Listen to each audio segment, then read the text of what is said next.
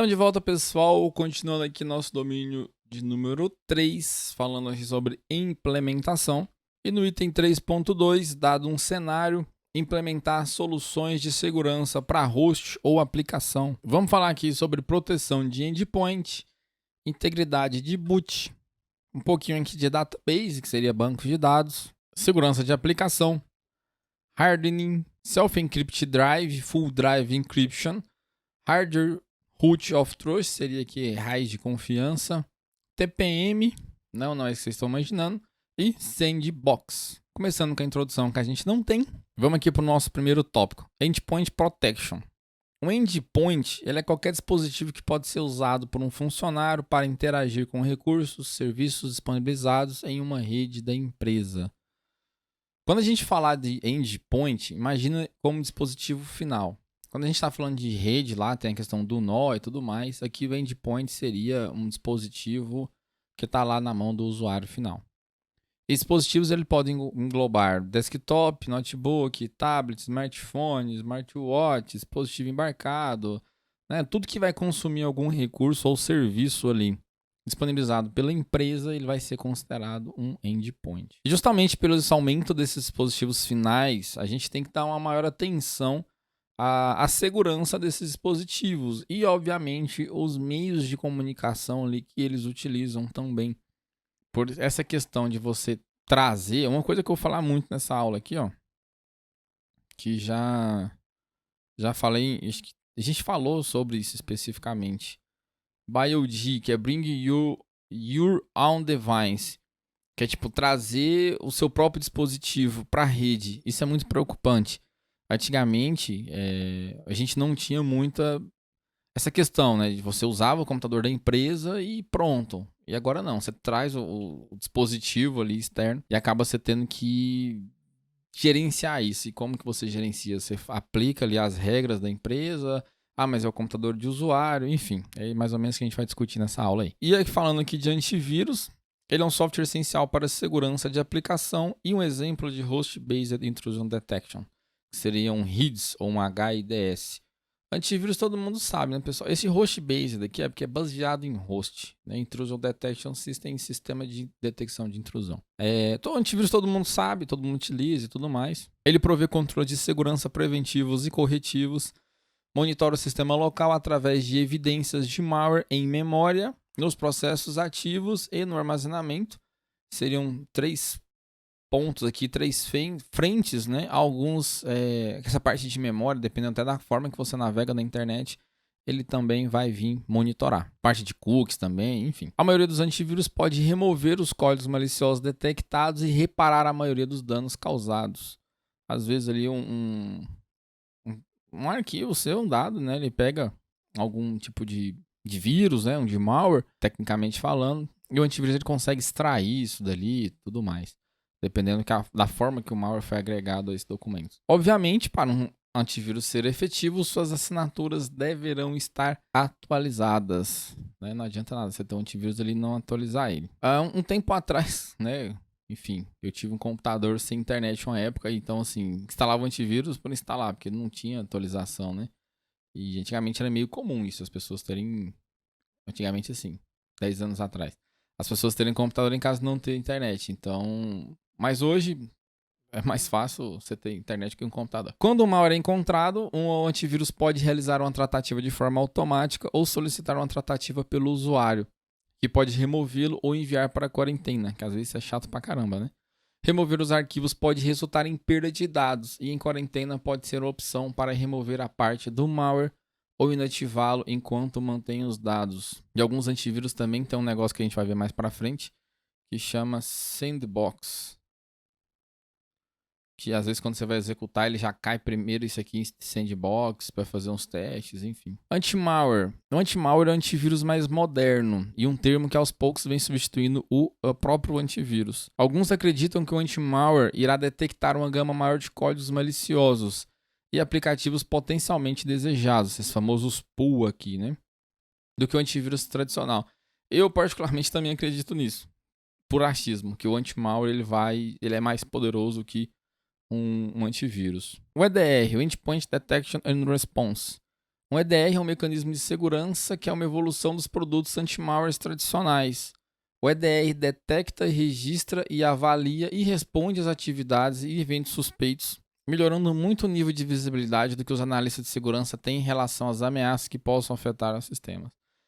Quando a gente fala que essa parte de endpoint, de anti-malware, antivírus, e a gente traz para o ambiente corporativo, a gente não está falando do gerenciamento da mesma forma que você faz uma máquina pessoal. Você comprar uma licença ou instalar um software gratuito, aí você instala no seu notebook, no notebook do seu cônjuge, do seu namorada, do seu pai, do seu irmão, enfim. Não é bem assim que funciona no ambiente corporativo. Provavelmente alguns devem ter ciência, outros não. Mas normalmente no ambiente corporativo a gente às vezes tem um AD, não Active Directory, que gerencia essas máquinas ali. Você consegue fazer instalações por GPO. E você tem um servidor de antivírus ali, que normalmente ele vai fazer gerências nos seus endpoints. Então, eu quero fazer um escaneamento, configurar um escaneamento todo dia, meio-dia. Você não vai sair de máquina em máquina configurando isso. Você vai lá no seu servidor de antivírus. Após os antivírus estão todos configurados nas máquinas, normalmente você faz um deploy utilizando o GPO, que as máquinas são instaladas simultaneamente e tudo mais. Então você vai nesse servidor de antivírus e você diz para ele, olha, vou configurar um scan, tal horário, tal, todo dia e tal. E aí esse servidor que vai mandar essas informações para os endpoints, disparar isso aí para o endpoint fazer o scan ali e coletar as informações também de quais máquinas foram infectadas, quais máquinas tiveram os vírus, enfim. Por isso que essa questão é centralizada. Esse EDR aí é um conceito que, obviamente, está vinculado mais a essa parte do servidor do que o endpoint propriamente dito. Por mais que a gente fale de endpoint, ele tem uma gerência centralizada. Conseguiram entender? DLP. Alguns gateways de e-mail são capazes de funções DLP, Data Loss Prevention, como inspecionar todos os e-mails enviados em busca de dados privados ou confidenciais e bloquear qualquer informação rotulada como informação classificada pela organização. Informação classificada de forma sensível, digamos assim, né? Esse DLP, esse conceito aqui de Data Loss Prevention, eu acho que a gente já falou isso em aula passada, mas é bem amplo, é tudo que você possa fazer para evitar a perda de dados. No caso que essa parte de e-mail, você fazer tratativas nos endpoints, por exemplo, para bloquear USB, é uma tratativa de DLP, enfim, é bem mais amplo isso, mas aqui na parte de endpoint ele só trouxe essa questão aqui de gateways de e-mail. Next Generation Firewall, um NGFW, é quase Unified Threat Management, ou seja, um UTM, que seria um gerenciador de ameaças unificadas nesse UTM, ou Multifunction Device, MFD, que é baseado no firewall tradicional com outros serviços integrados de rede e segurança. E alguns serviços aqui. O que acontece? O Next Generation Firewall ele traz um monte de coisa aqui. Filtragem de aplicativos, inspeção profunda de pacotes, que a gente chama de DPI, DPI SSL, às vezes, né, que ele abre lá também os SSL da vida, dependendo da forma que foi implementado o certificado. Prevenção de intrusão, filtros de domínio, QoS, que é qualidade de serviço. Não sei se a gente chegou a falar isso, mas é tipo um controle de banda. Gerenciamento de banda, propriamente dito. Anti-malware, serviço de autenticação e gerenciamento de identidade. Qual que seria a diferença do Next Generation Firewall com o UTM? Normalmente o UTM ele é mais poderoso. Não sei se a gente vai falar dele, mas provavelmente vai. Mas ele é mais poderoso, tem mais... Tem anti-malware, spam, antivírus, enfim. Tem mais coisas do que um Next Generation Firewall. Normalmente tudo integrado. Um HIPS, Host Based Intrusion Prevention System, que seria um HIPS. Ele monitora o sistema local em busca de atividades maliciosas e tentativas de intrusões. O monitoramento em tempo real avalia o conteúdo de trilhas de auditorias locais e arquivos de log. Detalhe para esse parágrafozinho aqui. É um sistema de prevenção. Prevenção. Ou seja, realiza ações reativas. Realiza ações reativas. Quando detectado alguma anormalidade, como desconectar uma sessão, bloquear o endereço IP ou fechar uma porta. Ou seja, na verdade aqui, o host based aqui é porque ele está falando que é de host, mas o foco na sigla que vocês precisam entender aqui, ó, IPS. IPS, lembra do P de prevenção, de prevenir, ou seja, ele faz bloqueio. Quando tiver alguma anormalidade, ele pode fazer o quê? Pode desconectar uma sessão, bloquear o endereço, fechar uma porta, enfim. O IPS, ele tem uma reação, ele previne. Já o IDS, que aqui no caso a gente está falando do HIDS, que é um IDS baseado em host, ele monitora uma máquina em busca de sintomas de atividade indesejada. Pô, mas aqui o IPS também monitora. Sim, os dois monitoram. Só que o IDS aqui, ele é, detection. Foca nisso aqui, agora a gente vai entender. O objetivo do HIDS é detectar atividades maliciosas. Detectar. Ou intrusões que já ocorreram ou que ainda estão ocorrendo no sistema monitorado. Podem executar respostas passivas. Respostas passivas e podem executar.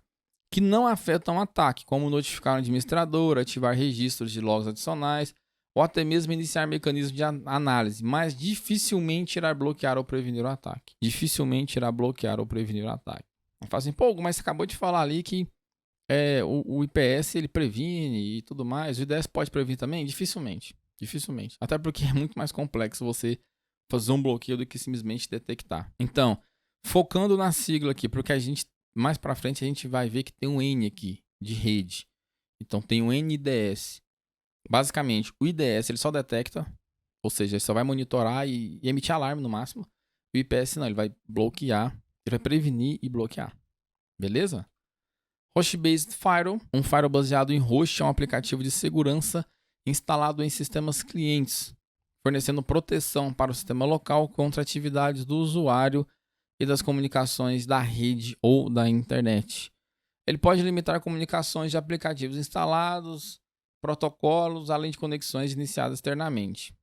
Quando você instala lá um programinha no Windows, lá ele, vem o firewall lá, o firewall bloqueou, não sei o que, deseja liberar. É esse firewall baseado em host aqui, ó. Você tem normalmente um firewall menos poderoso no host e às vezes um firewall forte na rede, né? Isso em ambientes corporativos. Em ambiente de casa a gente não coloca firewall na rede. Um host-based firewall pode ser um firewall de filtragem estática simples, de inspeção de estado ou até mesmo um Next Generation Firewall. Poxa, mas um Next Generation Firewall em um host? Tem aplicativos específicos para firewall. E você consegue fazer um firewall também em outros sistemas operacionais, né? Não somente no Windows. Bom, pessoal, terminamos por aqui. Nossa parte 1. Espero que vocês tenham gostado. Forte abraço. Vejo vocês na parte 2.